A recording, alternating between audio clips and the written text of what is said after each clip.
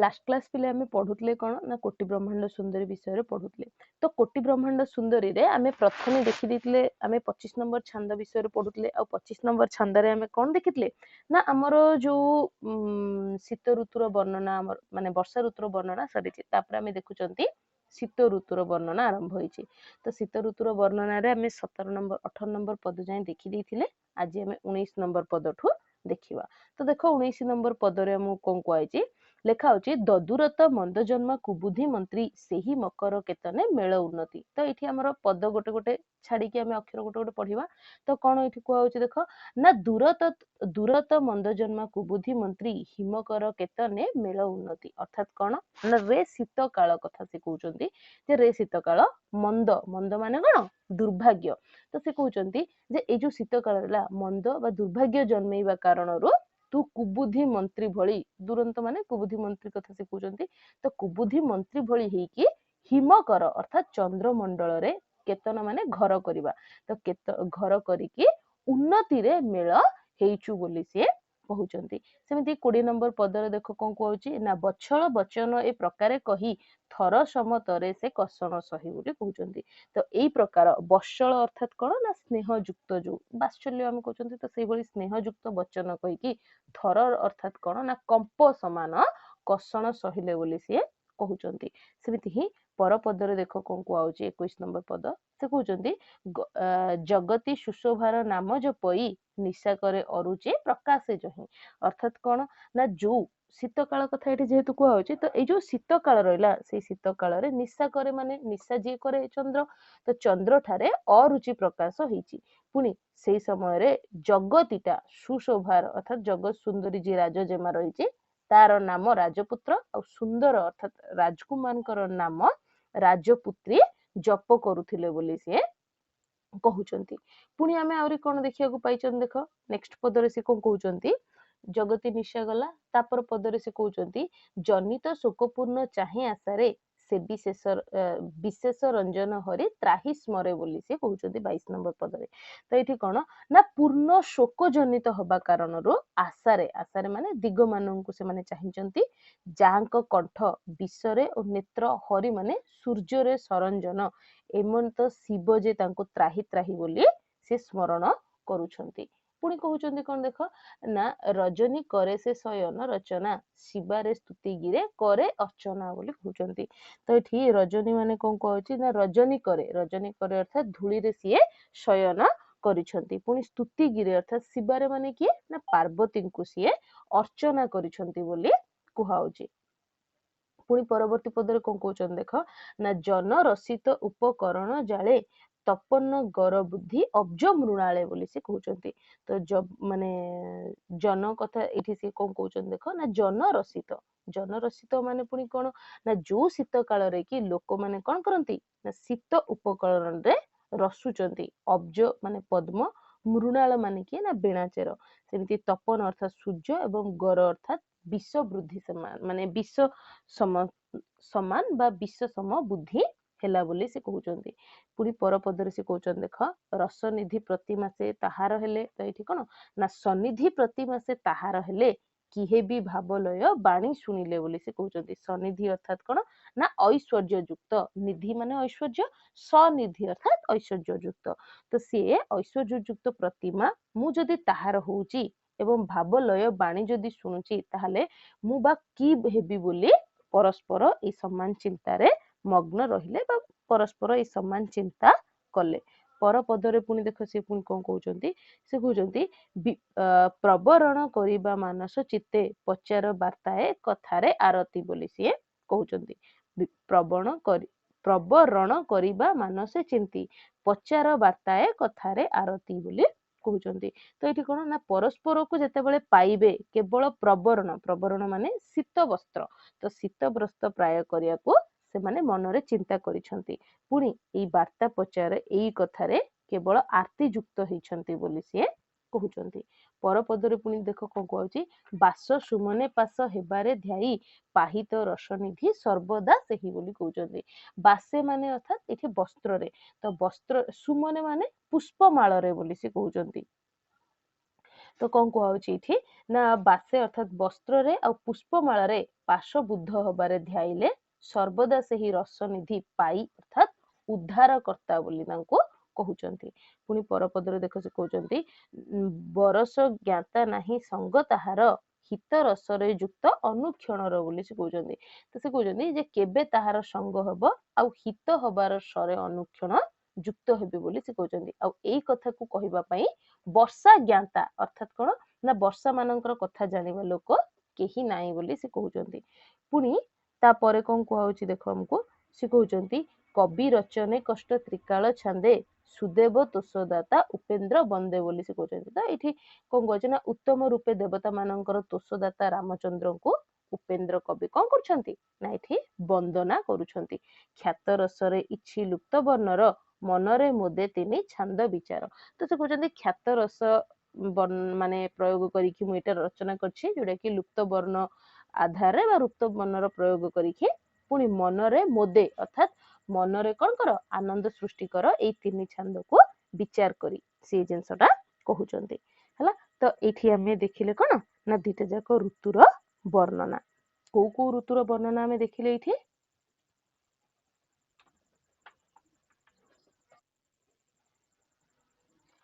वर्षा और शीतर वर्णना हमें देखिले। तो एबे हमें कौन देखिबा पिले ना हमर ई जो दीटा जाक वर्णना माने हमर लेखा सरला। नेक्स्ट हमें नेक्स्ट रचना हमर देखिबा कौन रहिछि हम पाखरे नेक्स्ट रचना टिके कहलो।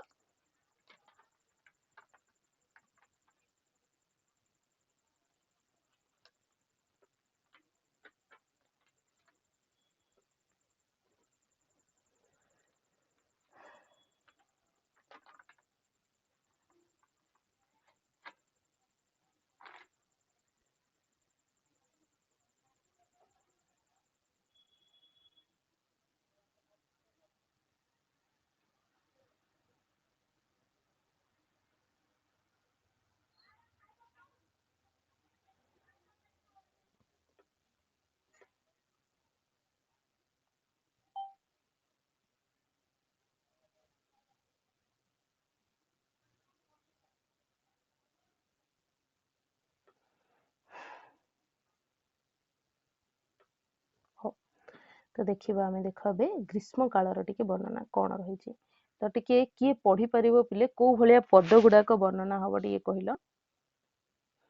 ग्रीष्म कालर जतेबेले हमें वर्णना कहिबा को भलिया पदटा पढ़ा हबो केतेटा अक्षर वर्ण लोप हबो इठी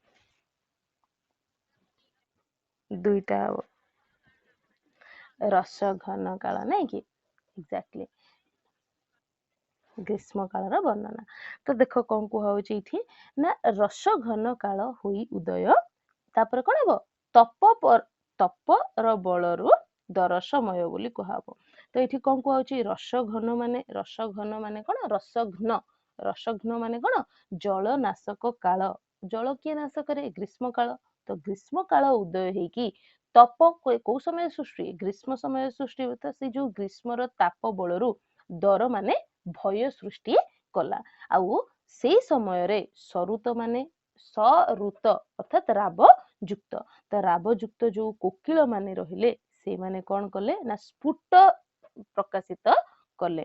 ता सहित दिशे अर्थात दिगस्त जो पर्वत मान रही से र माने अग्नि तमे र रश्मि अधिका आमे आगु मध्ये पढ़िबा। तो एठी र अर्थ अग्नि। तो एई अग्नि प्रभा तार कोन हला ना उज्जवल देखा गला बोली कुहाउची। पुनी परपदरे आमे कोन देखि कहबा परपदरे से कहउचंती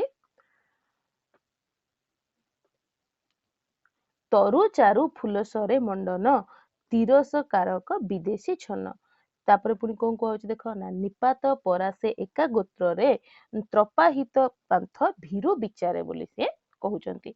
तो एठी जो हमर ग्रीष्म कथा जदि हमें कहउचंती ताहले प्रथमतः कोन कहउची ना तरु चारु फूल सरे मंडन कथा कहउची। तो तरु चारु अर्थ कोन हबो टिके कहले समस्ते पढिछ समस्ते पीडीएफ टा कि पढिन कि एबे पर्यंत तरु चारु माने कोन उलटी वाला टिके दिटा पद रही गला नहीं कि अच्छा हाँ। तो देखो से कहउचंती रसंगीत रे कामुक उल्लास पुनी मणि आच्छादने घन विलास तापरे बन सुख दान कर रभसे रट मसृण जे झिलिका बसे। तो ये र संगीत अर्थ कौन टे कहल मते मु गोटे पद छाड़ुची कहीं भी गोटे जिनस देखुना जे मैम रहीगला ये गोटे पद बोली। हम्म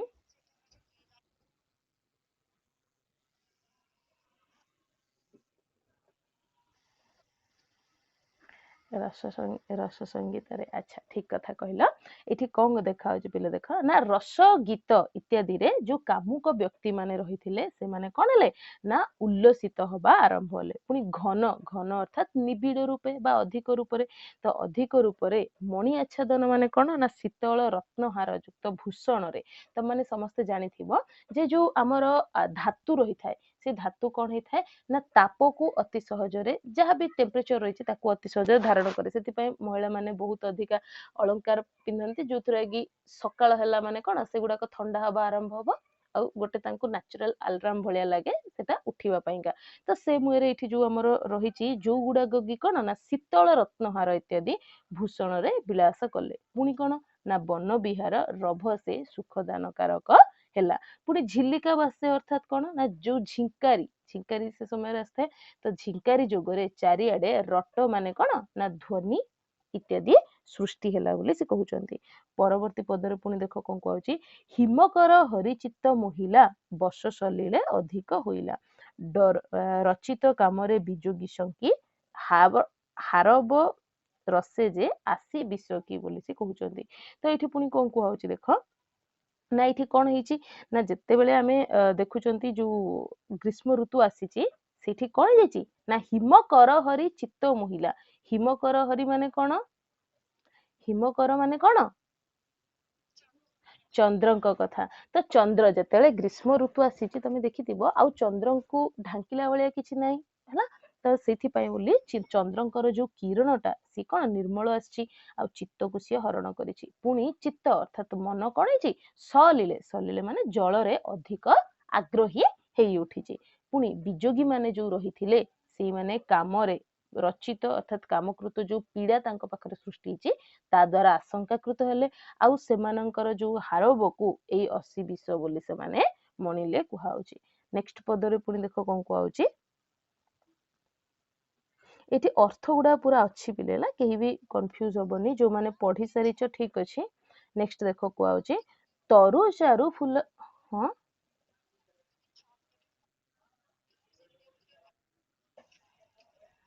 अच्छा देख कहूँ 6 नंबर कुआउची रचित कामरे बिजोगी शंकी हारब रसे जे आसी विषकी बोली से कहउचंती है। तो एठी कौन कुआउची देख ना प्रथमतः रचित कथा कुआउची रचित एठी बिजोगी मानंक पई कुआउची। तो ये जो बिजोगी माने रहिले से माने कामरे रचित माने काम द्वारा रचना करा जायथिबा जो पीड़ा रहिची ता द्वारा शंकी गले हैला। पुणी से माने जो तांकर जो हारब रहिची ताकू से 80 विष बोली मणिले। हारब माने ए जो दूरताटा बा विरोध माने विच्छेदटा कथा कहउची सेटा तांको को भलिया मणि माने लागिला ना ए जो सर्प विष भलिया लागिला बोली से कहउचंती। परवर्ती पदरे देख कहउची तरुचारु फूल सरे मंडन तिरसी कारक विदेशी छन बोली से कहउचंती। तापरे पुणी कोन कहउची ना निपात परासे एका गोत्र रे पुणी त्रपाहित बांथ भीरु विचारे बोली से कहउचंती। तो एठी कोन कहउची देख ना रतारु चारु कथा कुहाउची। तो रतारु माने कौन रत्ता एठी रत्ती पई व्यवहार कराइची।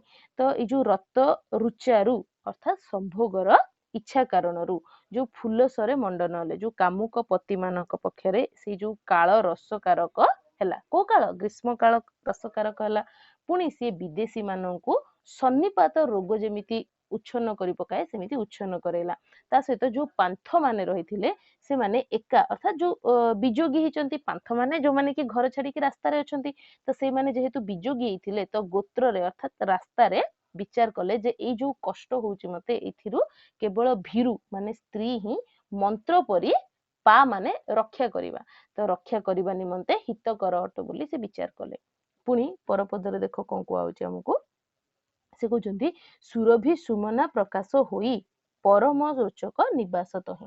सुरभि सुमना माने कौन देख कौन कहूँ ना ये सुरभि माने के सुगंध पुष्प, सुमन माने पुष्प, तो ये जो सुरभि युक्त अर्थात सुगंध युक्त पुष्प माने फुटिले पुणी से कौन है ना ये जो पुष्पित वृक्ष मान जो रही से परम रोचक अर्थात अत्यंत रोचक है से जगार रहीवाटा जो फूल फुटे से कौन है माने बास्ना खेली जाए सुगंध खेली जाए आठी बास करवाटा जो लोक मान रुचिकर है बोली सी कहते। तापर पुणी देख कौन कहूँ रंग स्थाने स्थाने हेला मंजुल नवरे अविरतरे रंचल बोली से कहते।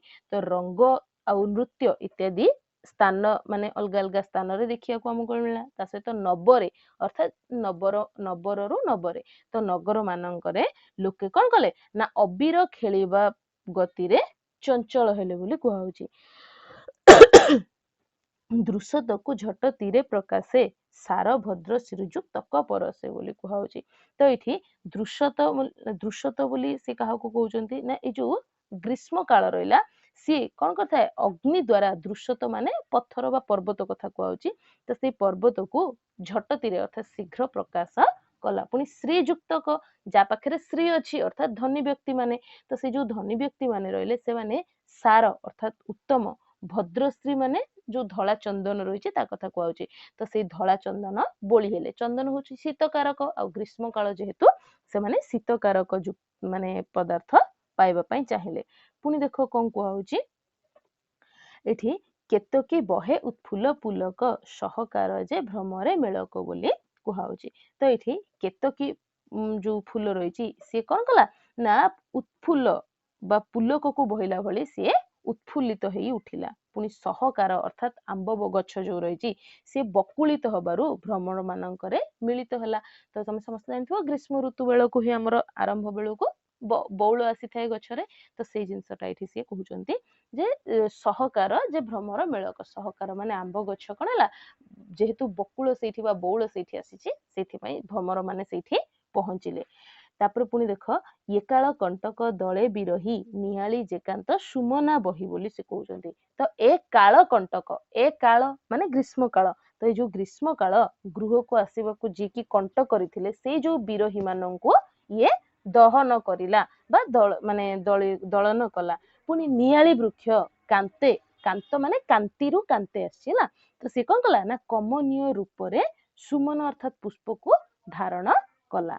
परपदर पुणी कौन कहउची देखो हमको ये सी कहते तब स्फुट घने हरे सूचित केली प्रकट हेला बहुत बोली से कहते। तो ये तब स्फुट माने कौन कहउची देख तो ये कहउची जो लोक माने रही जो साधारण जनता रही से माने सुचित्तरे अर्थात उत्तम मनरे हरे माने शिवंकर जो माने शिवंकर जो ध्यान करबा पुणी स्तव करबा कथा कहउची। पुणी कौन ले घने अर्थात निबिड़ रूप रे सस्फुट हेला क केली माने जल केली कथा कहउची। तो ये जल केली पुणी से समय बेलू बहुत अधिक है कहीं ना ग्रीष्म ऋतु आसी आ ग्रीष्म ऋतु रे जल केली तो से जिनस कहउची। पुणी देख नेक्स्ट पदर कौन कहउची हमको से कहउचंती रे समय चिंता कातर पुणी मार तनुतापी दिवा निशिर बोली कहउचंती। तो ये जो समयटा रही सेटा कौन ना उभय हर जो शिव को चिंता कातर करले पुणी मार जी की काम सी दिवा निशी तापित करिकी तनु को कृश करने को लगिला कृश माने क्षीण करने को लगिला। तापर पुणी देख कौन कहउची ज्ञानहीन दशा व्यवहार होई रसे कांता लिंगन को धियाई बोली से कहउचंती। तो ये जो माने केवल कांत कथा कहउची ज्ञानहीन दशा व्यवहार हेकी अर्थात कौन ना नष्ट चेष्टार दशा ही जाइछि सेमानंकर। तो ये कौन दुहे जो कांत अर्थात मनोहर आलिंगन को से कौन कले ना ध्यान कले रसे माने रसिले बा आग्रही हेले। पुणी व्यवहार रे तांकर जो ज्ञानहीन दशा है ज्ञानहीन माने सेमानंकर जो चेष्टाटा माने जो अपचेष्टा बोली कहि परिबा हमें सेई भली दशा हैला बोली से कहउचंती। पुणी परपदर देखो कहउची कोन ना पिक मंजू कल रबे निंदई दरे स्वर भंग पुलक बही। तो ये पुणी को कहउची ना जो पिक पिक माने किए पिक माने किए कौन କୋଇଲି। ପିକ ମାନେ କୋଇଲି, ମୟୂର ନୁହଁ ହେଲା। ତ ଦେଖ ଏ ଯୋଉ ପିକ ରହିଛି ସିଏ କଣ କରିଛି, ତାର ଯୋଉ ମଞ୍ଜୁଳ କଳରବ ଅର୍ଥାତ୍ ମଧୁର ଧ୍ୱନିକୁ ସେମାନେ ନିନ୍ଦା କରିଛନ୍ତି। ପୁଣି ଦରେ ଅର୍ଥାତ୍ ଭୟରେ ସେମାନଙ୍କର ସ୍ୱର ଭଙ୍ଗ ହେଇଛି। ଆଉ ତାଙ୍କର ଯୋଉ ଦେହ ରହିଛି ସେଇଟା ପୁଲକକୁ ଧାରଣ କରିଛି। ପୁଣି କଣ କୁହାହଉଛି ଦେଖ, ନା ହୀନ ସିଦ୍ଧି କର ହେକାଳ କାନ୍ତ, ତାପରେ ପୁଣି ସବିଧୀରେ ହୋଇ ବାରୁ ସହିତ ବୋଲି ସେ କହୁଛନ୍ତି। ତ ଏଇ ଯୋଉ ବର୍ଷା ସମୟ ଆସୁଛି ଏଠି ସ ମାନେ କଣ, ନା ପବନ। ତ ପବନ ବିଧିରେ, ବିଧିରେ ମାନେ ବିଶେଷ ଧୀରତାର ସହିତ ଅର୍ଥାତ୍ ଧୀର ପବନ ବହିବାଟା କଥା କୁହାହଉଛି। ତ ଏଇ ଯୋଉ ପବନ ଧୀରତାରେ ସହିତ ହେଇ ରହିବାରୁ କହିଲେ ରେ କାଳକାନ୍ତ ତୁ ହୀନ ସିଦ୍ଧି। ହୀନ ସିଦ୍ଧି ମାନେ କଣ, ନା ବିରହୀ ବିରହିଣୀ ପୀଡା ରୂପକ କାହିଁକି ହେଇଛୁ ବୋଲି ସିଏ ପ୍ରଶ୍ନ କରୁଛନ୍ତି। ପୁଣି ଦେଖ ନେକ୍ସଟ ପଦରେ ଆମକୁ କଣ କୁହାହଉଛି, ନେକ୍ସଟ ସେ ପଦ କହୁଛନ୍ତି